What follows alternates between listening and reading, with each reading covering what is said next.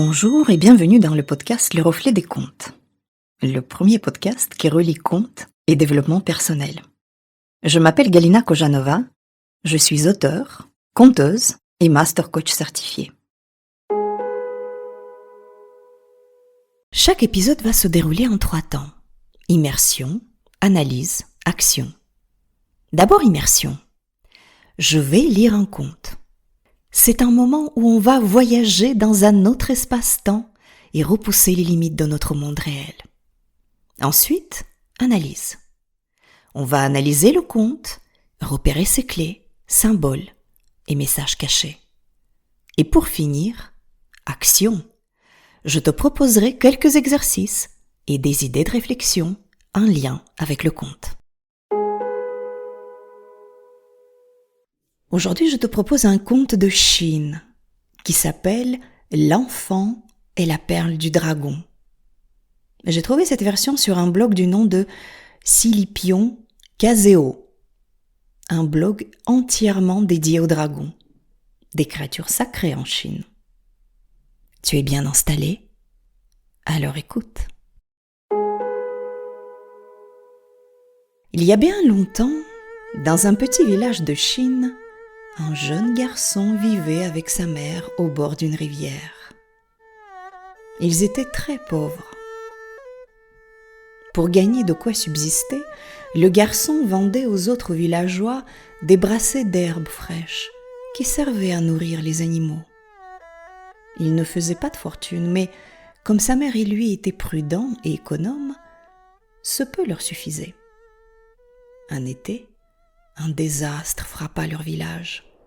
Il ne plut pas durant des semaines, et une sécheresse terrible changea la terre en poussière. La rivière s'assécha, l'herbe se flétrit et mourut. Le garçon dut partir très loin pour trouver de l'herbe verte à vendre.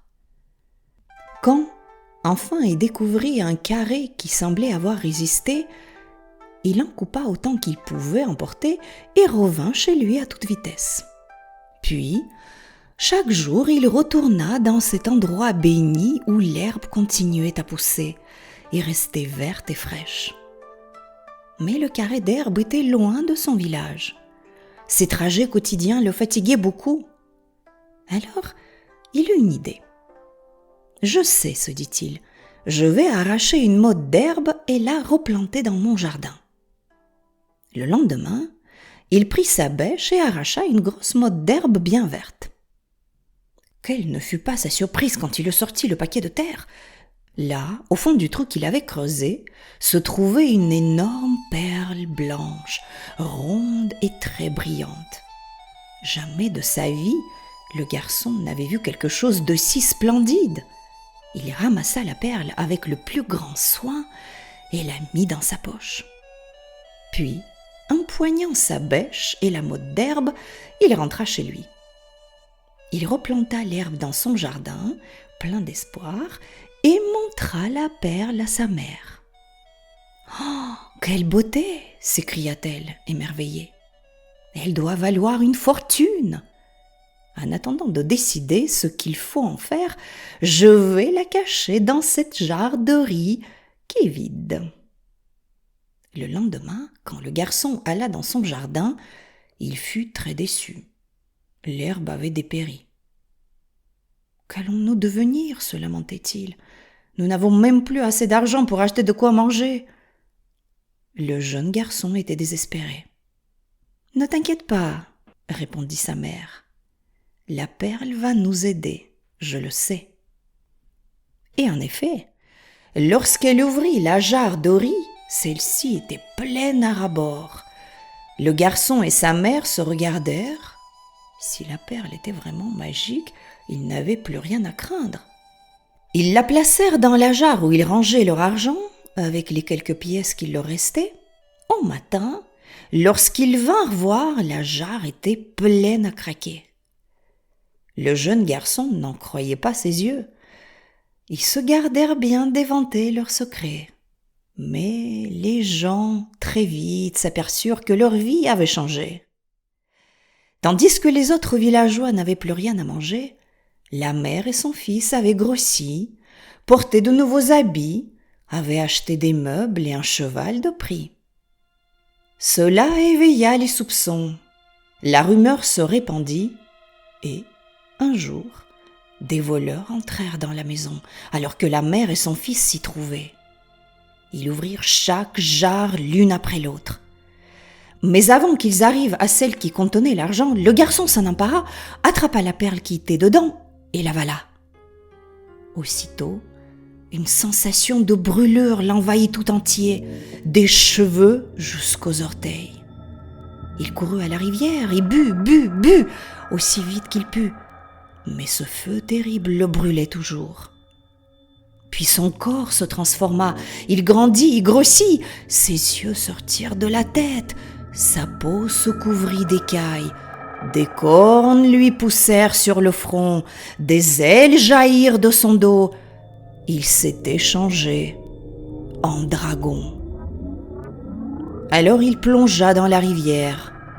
À cet instant, le ciel s'ouvrit, une énorme averse s'abattit sur la terre assoiffée.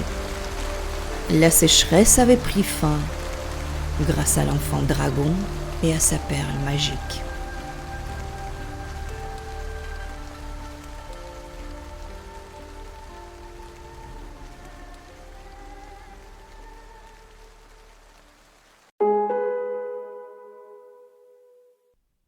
Voilà, le conte est fini. Un très joli conte, avec une fin à la fois un peu triste et aussi pleine d'espoir. Mais de quoi nous parle ce conte ? Je dirais que, avant tout, ici, il est question de partage. Et on va regarder ça de plus près. Mais d'abord, parlons du dragon. Ça n'est pas une créature ordinaire.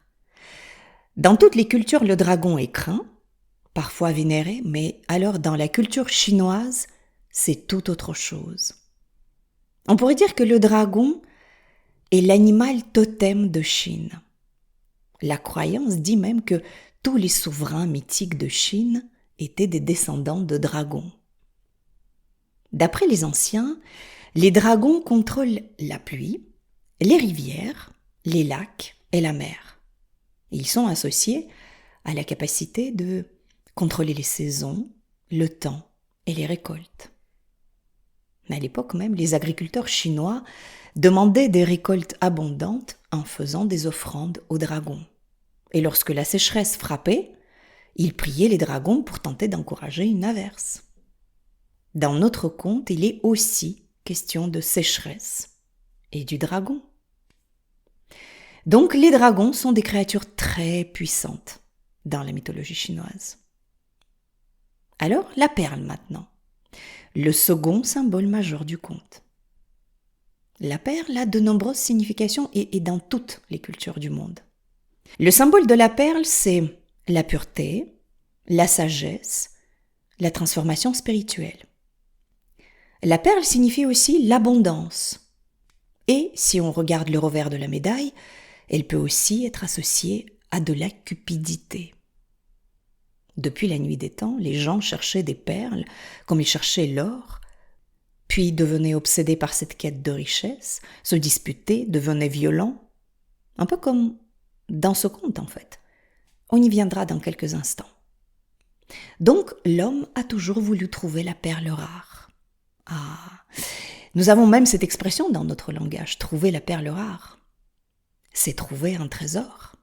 Symboliquement parlant, c'est posséder un don de quelque chose, matériel ou immatériel, si rare et si particulier que ce don nous apportera de l'abondance. Donc le jeune garçon, parce qu'il est débrouillard et courageux, trouve une perle. Et pas n'importe laquelle, une perle magique qui procure justement cette abondance. Le garçon est récompensé déjà parce qu'il a eu cette idée géniale de partir à la recherche de l'herbe verte, au lieu de rester assis chez lui et attendre la pluie. Aussi, on peut dire qu'il est courageux. Il n'a pas peur de marcher pendant des kilomètres et des kilomètres pour cueillir cette herbe, puis la vendre et puis encore retourner pour la cueillir et ainsi de suite et ainsi de suite. Et pour finir, il a eu encore une autre idée. Ramener une motte d'herbe pour la replanter chez lui. Il est très entreprenant. Et là, en remuant la terre, il trouve la perle magique. Voilà. Il a mis les mains dans la terre et il a trouvé ce merveilleux trésor.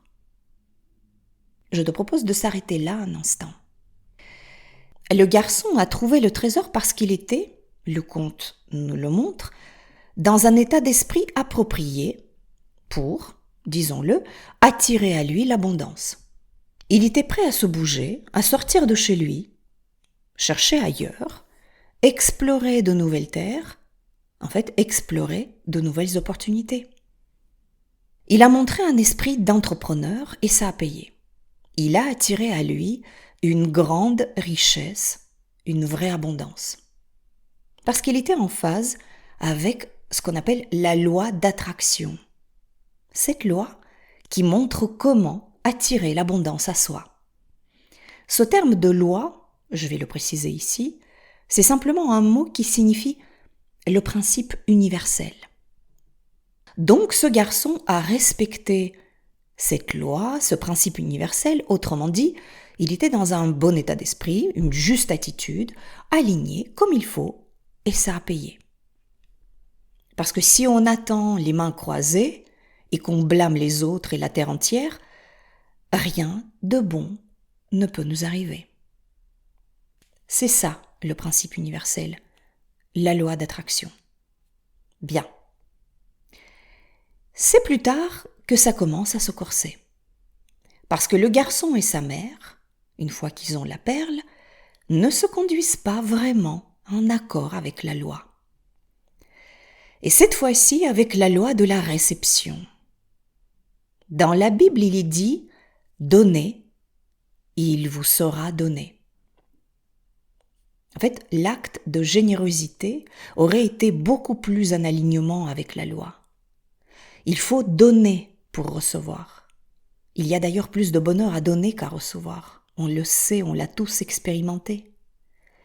Mais la mère et son fils ont décidé de garder la perle pour eux. Alors qu'ils savaient très bien que les villageois, leurs voisins, étaient affamés, ils vivaient dans la pauvreté, il y avait toujours cette sécheresse dans le pays. Les gens souffraient. Mais non, ils continuaient de mettre cette perle dans des jarres pour générer de l'abondance pour eux et eux seuls. Quelle erreur! Ça marche un temps, et puis un jour ça ne marche plus. Il se passe quelque chose qui nous rappelle à l'ordre. Et là, ce qui s'était passé, c'est que les villageois, très en colère, sont venus voler cette perle. Un gros conflit a éclaté et tout s'est terminé par un drame pour la mère et son fils. Tous les deux, ils auraient pu, à la limite, à ce moment-là, encore rattraper le coup, proposer à leurs voisins de partager la richesse, de mettre cette perle un peu au service du village, au service du bien commun. Ça n'est pas du communisme ici, ça aurait été simplement un acte de générosité. Mais non, là, le premier réflexe du garçon a été d'avaler la perle, plutôt que de la partager avec les autres. La loi dit, quelle que soit la nature de tes possessions, donne et donne abondamment. Donne avec joie. Voilà. C'est le chemin pour en avoir encore plus de ces possessions. Pour toi et pour les autres. On a dit, quelle que soit la nature de tes possessions. Cette perle peut représenter tout un tas de choses et pas forcément de l'argent. La perle, c'est aussi un talent très spécial que tu as et que tu peux et probablement dois partager avec le monde pour aider les autres, mais sans quoi ton talent va s'étioler, car inutile. C'est aussi l'énergie que tu as en abondance peut-être et que tu peux donner aux autres, sans quoi ton énergie deviendra stagnante. C'est ta pensée ou ton idée extraordinaire dont tu peux faire part pour les enrichir encore plus, pour les faire fructifier, sans quoi cette pensée, cette idée n'iront pas très loin. Or, la mère et le fils vont à l'encontre de tout ça. Le garçon décide de garder la perle pour lui, il l'avale donc, et là, il ressent un feu qui brûle de l'intérieur. Il a soif, très soif. Mais en fait, ce feu qui brûle, qui nous consume littéralement de l'intérieur, c'est le feu d'un talent gâché. C'est le feu de l'énergie qui n'a pas été dépensée. C'est le feu de l'idée géniale qu'on a gardée jalousement pour soi. C'est le feu de la cupidité. Et c'est aussi le feu d'un excès de prudence qui fait que nos ressources rares, talent, énergie, idées, pour reprendre les mêmes exemples, se consument toutes seules parce qu'elles ne sont pas proprement exploitées. C'est dommage. On a soif aussi, parce que la cupidité donne soif. La soif d'avoir encore plus de quelque chose. Parce que ça ne sera jamais suffisant. Et l'excès de prudence, comme on l'a appelé tout à l'heure, génère une soif de vie, tout simplement. Une soif de vie épanouie. Mais à tout vouloir garder pour soi, on finit assoiffé et littéralement brûlé de l'intérieur. Et puis, transformé en dragon. Qu'on n'est pas, justement, parce que nous sommes des humains. On ne devient pas un dragon comme ça. On est plutôt avalé par un dragon. Le dragon, c'est une créature puissante, terrifiante et très solitaire. Et c'est ce qui arrive aux garçons. Là encore, il ne s'agit pas de prendre le conte au pied de la lettre, sinon on a juste envie de pleurer sur le sort de ce petit. Non, c'est pas le sujet. Il faut voir ici un message symbolique pour nous tous, c'est un message très puissant. C'est le message sur le don, sur le partage. Et à la fin du conte, la pluie tombe. Cette pluie nous montre qu'il y aura toujours de l'abondance dans ce monde. Le dieu dragon y veille. Et pour préserver cette abondance, l'univers nous pousse de plus en plus ces temps-ci vers les belles valeurs de générosité et de partage. Le dragon nous possède si on vit recroquevillé sur nos richesses. Ce conte, justement, nous invite à débusquer les endroits dans notre vie où on avait avalé une perle, pour faire référence au symbole du conte.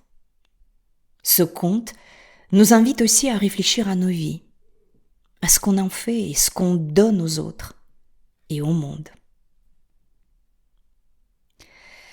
Alors je te propose de réfléchir à ta vie et à la façon dont tu es en alignement ou pas avec ces lois universelles dont on a parlé. Il y aura 3 questions. Voici la première. Quelle richesse, quelle perle, quelle qu'elle soit, talent, énergie, idée ou argent, tu gardes encore pour toi alors que tu pourrais la partager avec les autres? Deuxième question. Si tu es déjà dans le partage, observe comment tu te sens, dans ton cœur et dans ton corps, lorsque tu le fais. Qu'est-ce que ça te procure, le fait de donner? Dans quelle énergie ça te met? Et la troisième question, qu'est-ce que tu pourrais encore partager? Comment tu pourrais donner aux autres encore plus, encore mieux, contribuer au monde davantage? Trouve ce que ça peut être et aussi trouve ta façon de le faire. Je remettrai ces questions dans les notes de l'épisode. Tu y trouveras aussi mon adresse email et les liens vers mes comptes LinkedIn et Instagram pour me contacter. Si tu as des questions ou des commentaires, n'hésite pas à me contacter. J'aime bien recevoir les questions et les feedbacks de mes auditeurs et je réponds toujours. Si tu veux aller plus loin et entamer un travail personnel avec moi, je te donne rendez-vous sur mon site internet lerefletdescomptes.fr. Une séance de 30 minutes est offerte. On se retrouve dans 15 jours pour un nouveau conte et une nouvelle expérience sur le chemin de la connaissance de soi. Si cet épisode t'a plu, n'hésite pas à le partager autour de toi. Ça aidera à faire connaître le podcast. N'oublie pas de t'abonner à ce podcast pour ne pas rater la sortie de nouveaux épisodes. Merci de m'avoir écouté. Je crois que les contes peuvent nous aider à devenir les créateurs de notre vie. Créer son conte, sa vision, c'est une étape essentielle pour prendre sa vie en main. Dans ce podcast, j'aimerais t'offrir des outils pour écrire ton conte à toi, celui qui te permettra de créer ton avenir. Car si tu ne le fais pas, qui le fera ? À très vite pour un conte.